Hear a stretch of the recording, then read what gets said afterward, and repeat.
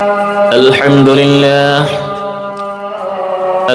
لله نحمده ونستعينه ونستغفره ونعوذ بالله من شرور أنفسنا ومن سيئات أعمالنا من يهده الله فلا مضل له ومن يضلله فلا هادي له ونشهد أن لا إله إلا الله وحده لا شريك له ونشهد أن محمدا عبده ورسوله الذي أرسله بالحق بشيرا ونذيرا وداعيا إلى الله بإذنه وسراجا منيرا أما بعد فقد قال الله تعالى في كلامه المجيد والفرقانه الحميد أعوذ بالله من الشيطان الرجيم بسم الله الرحمن الرحيم يوم لا ينفع مال ولا بنون إلا من أتى الله بقلب سليم وقال رسول الله صلى الله عليه وسلم إن الله لا ينظر إلى صوركم وأموالكم ولكن ينظر إلى قلوبكم ونياتكم وأعمالكم أو كما قال عليه الصلاة والسلام إن الله وملائكته يصلون على النبي يا أيها الذين آمنوا صلوا عليه وسلموا تسليما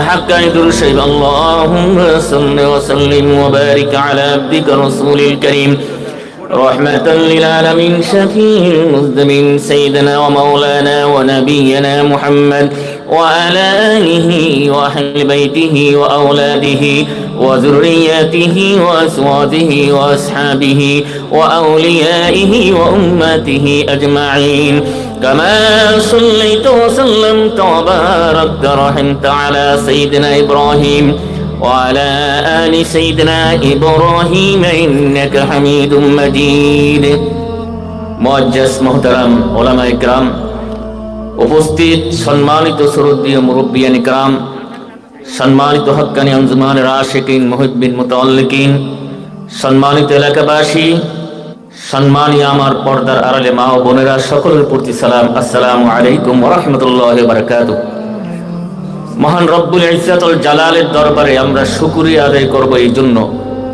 যে মহান রব্বুল ইজ্জাতুল জালাল আমাদের প্রতি মেহেরবানি করে ভালোবেসে মোহাব্বত করে জামানার মুজাদ্দিদ হযরত মাওলানা সুফি মুফতি আযম গাছি রাহমাতুল্লাহি আলাইহির এই উরসিকুল দুয়ার মাহফিলে আসার জন্য বসার জন্য তৌফিক দান করেছেন সেই জন্য সেই মহান রব্বুল ইজ্জাতুল জালালের দরে আমরা শুকরিয়া আদায় করে একবার কালিমাতুশ শুকর পাঠ করি বলি আলহামদুলিল্লাহ আর একটু জোরে বলি আলহামদুলিল্লাহ প্যারে হাজিরিন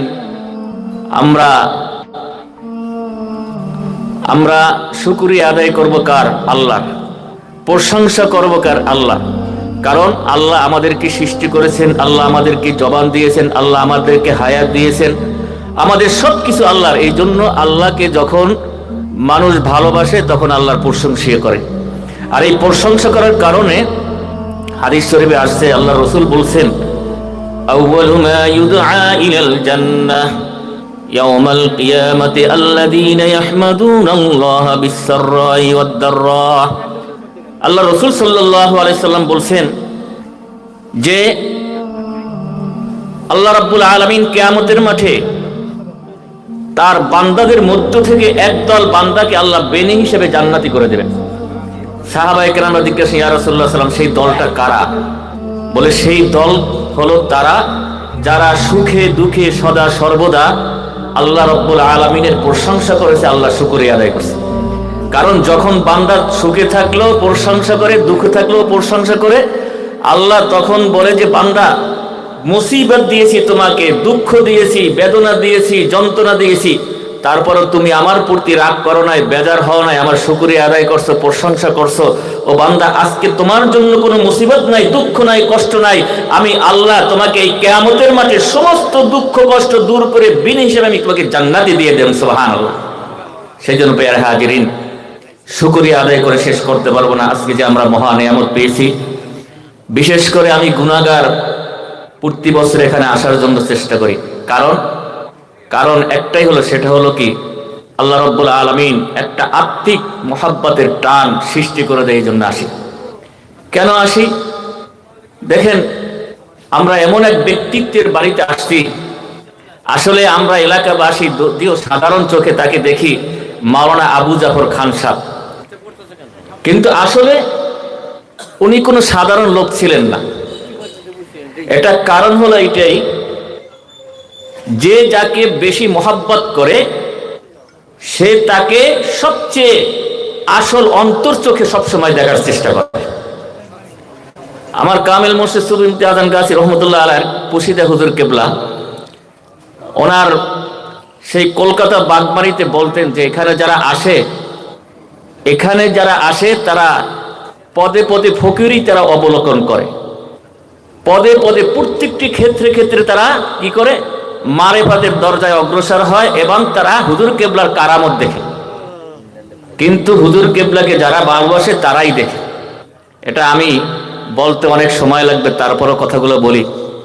কলিকাতার যখন আমরা যাই, সেখানে নাই কোনো দোকান, নাই কোনো উজুখানা, নাই কোনো গোসলখানার জায়গা, নাই কোনো থাকার ব্যবস্থা, কিন্তু তারপরও মানুষ যখন ওই দরবারে প্রবেশ করে তখন প্রত্যেকটা জায়গায় তাদের শান্তি আর শান্তি।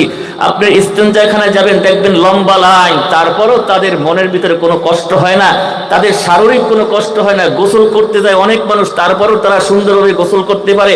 উজু করতে যায়, তারপরও সেখানে অনেক মানুষ, তারপরও উজু করতে পারে। ঘুমানোর জায়গা নাই, তারপরও তারা 10 দিন শান্তিভাবে কাটায়।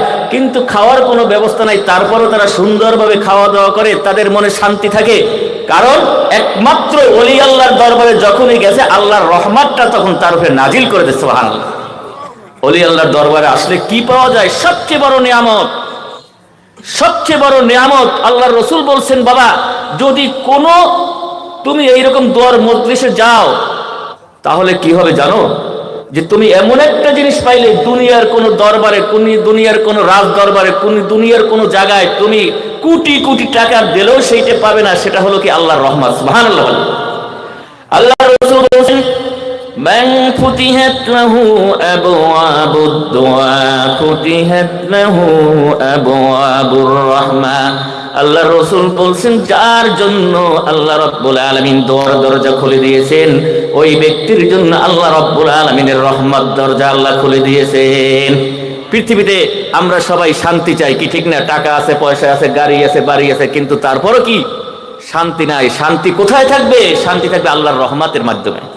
আর এই আল্লাহর রহমত পাইতে হলে আপনার আসতে হবে কোথায়? দোয়ার মাহফিলে আসতে হবে, দোয়ার মজলিসে আসতে হবে। এমন এক আল্লাহর ওলি থাকতে পারে, দোয়ার উসিলায় আল্লাহ আপনার উপরে রহমত নাজিল করে। সুবহানাল্লাহ। আজকে পেয়ারে হাজিরিন, আমরা জানি কোন জায়গায় আমরা বসছি, কোন জায়গায় আসছি। আমি গুনাহগার, আজকে এই দরবারে আসতে পারতাম না, দরবারে থাকতে পারতাম না। একমাত্র আমার আদর্শ, আমার মুরব্বী মাওলানা আবু জাফর খান সাহেব রহমাতুল্লাহি আলাইহি, আল্লাহ রাব্বুল আলামিন আমাকে এই দরবার দেখাইছে। তিনি কেমন লোক ছিলেন এলাকাবাসী আমরা জানি না, চিনি না। যদি বর্তমান জমানায় আল্লাহ পাক যদি মাওলানা আবু জাফর খান সাহেব রহমাতুল্লাহি আলাইহিকে হায়াতে তৈয়বা রাখতো, আল্লাহ যদি হায়াতে বাঁচাই রাখতো, উনি হতেন পরবর্তী গদ্দিনীশের হুজুর কেবলা। সুবহানাল্লাহ। গদ্দিনীশের হুজুর কেবলার সমস্ত সিমটম আল্লাহ তার ভিতরে দিয়েছে। আমাদের চট্টগ্রাম নোয়াখালীর ভিতরে একজন সুবি সাহেব কেবলা রহমতুল্লাহ আলাইহি ছিলেন, সুবি রফিকুল ইসলাম সাহেব, সবাই তাকে চিনতেন। বাংলাদেশের ভিতরে সবচেয়ে বড় পীর ভাই ছিলেন উনি হুজুর কেবলার একনিষ্ঠ খাদেম ছিলেন, একনিষ্ঠ পীর ভাই ছিলেন, একনিষ্ঠ মুরিদ ছিলেন। উনি কলকাতা গেছেন, হুজুর কেবলা কলকাতা গেছেন, উনিও হুজুর কেবলার কারামতের মাধ্যমে গেছেন। স্বপ্নের ভিতরে একজনে বলতেছে, রাত্রে ঘুমাই রয়েছেন, একজন বলতেছে, এই কলিকাতা যাবি? হঠাৎ ঘুমের ভিতরে যাইয়া উনি একটা নৌকায় উঠে গেছেন।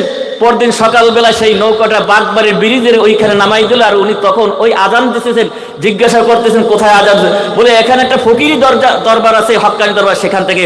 উনি সেখানে গেলেন আর হুজুর কেবলাকে সাথে সাক্ষাৎ করলেন। হুজুর কেবলা জিজ্ঞাসা, কোথা থেকে আসছো?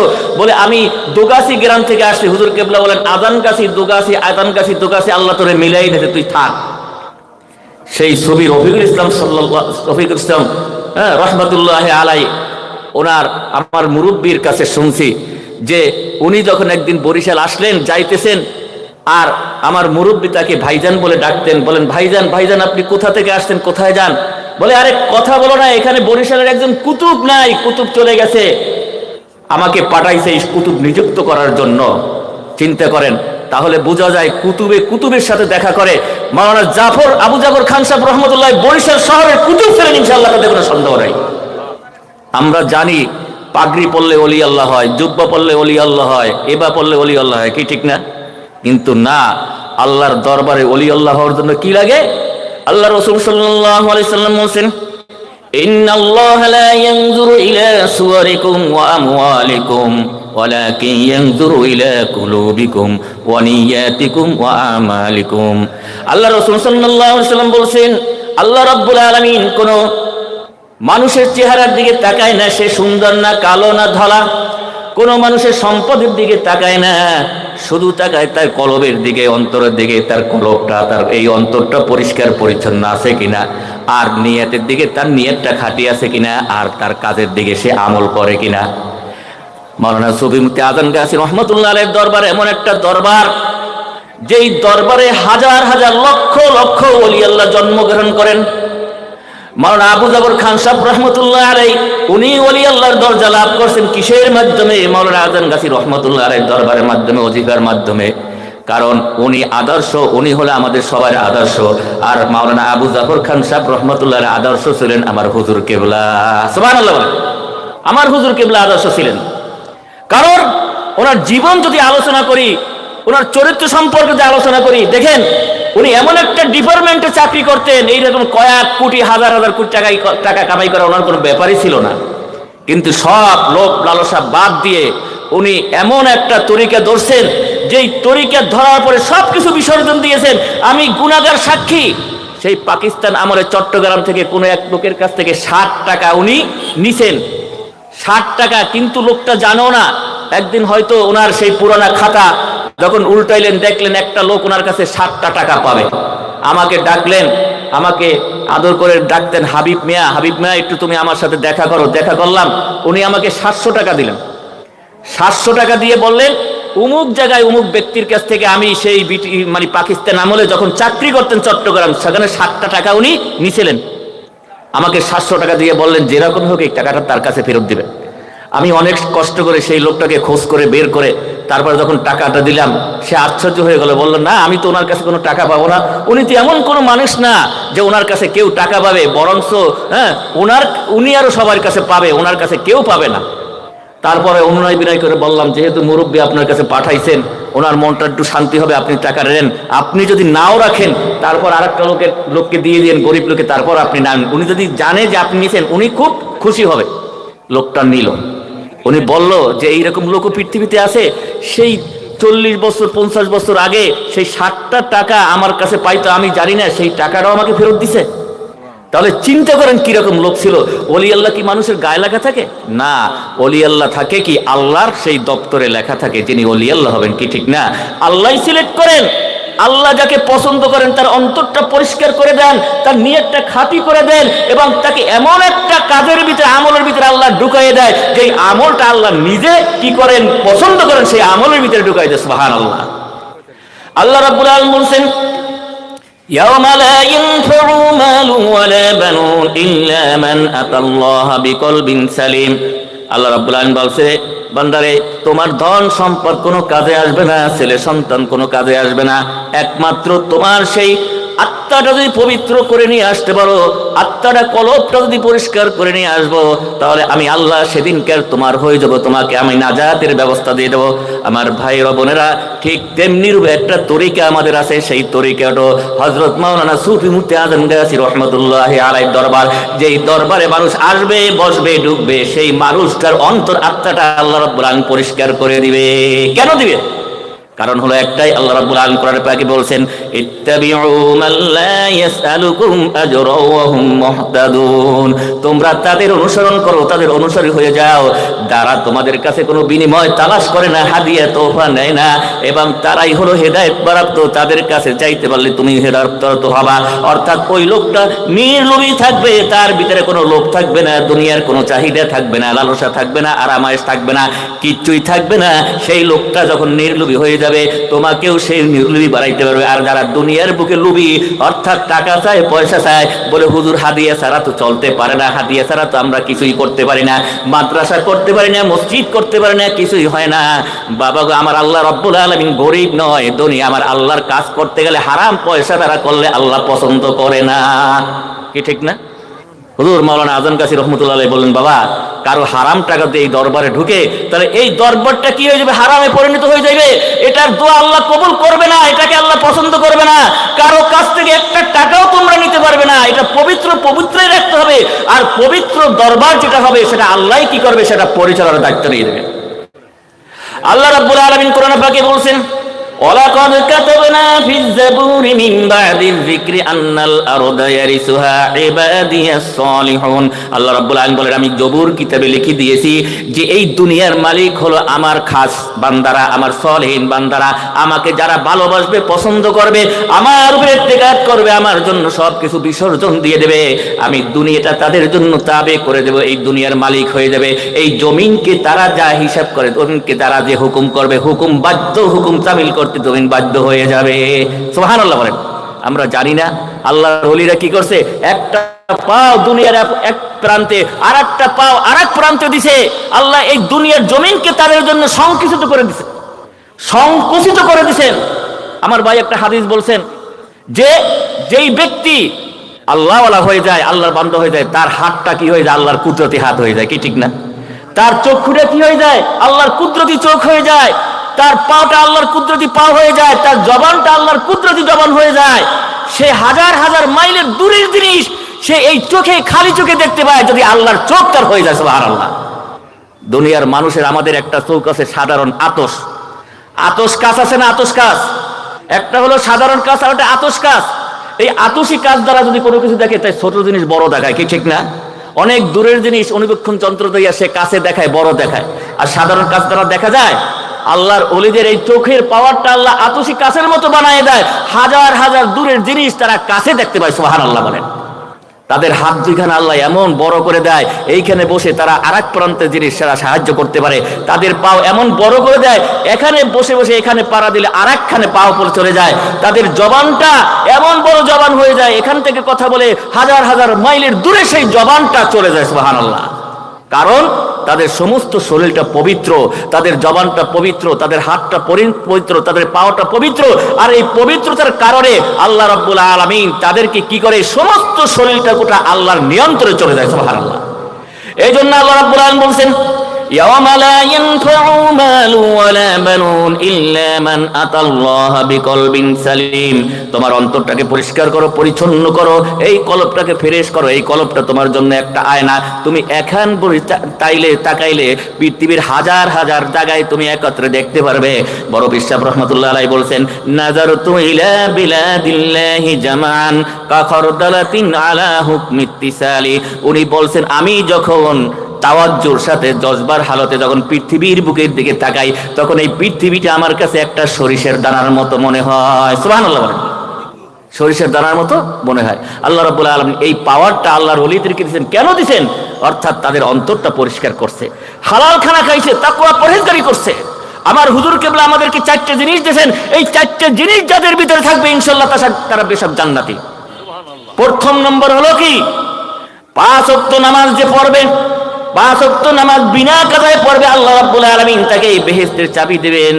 আসসালাতু মিফতাহুল জান্নাহ। সে বেহেশতের চাবি পেয়ে যাবে। আর যে ব্যক্তি হালাল খানা খাবে সে ইনশাআল্লাহ বেহেশতের টিকিটটা পেয়ে যাবে। তাকওয়া পরহেজগারি যে পাবে সে বেহেশতের ইউনিফর্ম অর্থাৎ পোশাকটা পেয়ে যাবে। আর যেই ব্যক্তি কোরআন শরীফ তেলাওয়াত করবে আল্লাহ রাব্বুল আলামিন তাদের জান্নাতের ভাষাটা শিখাইয়া দিবেন।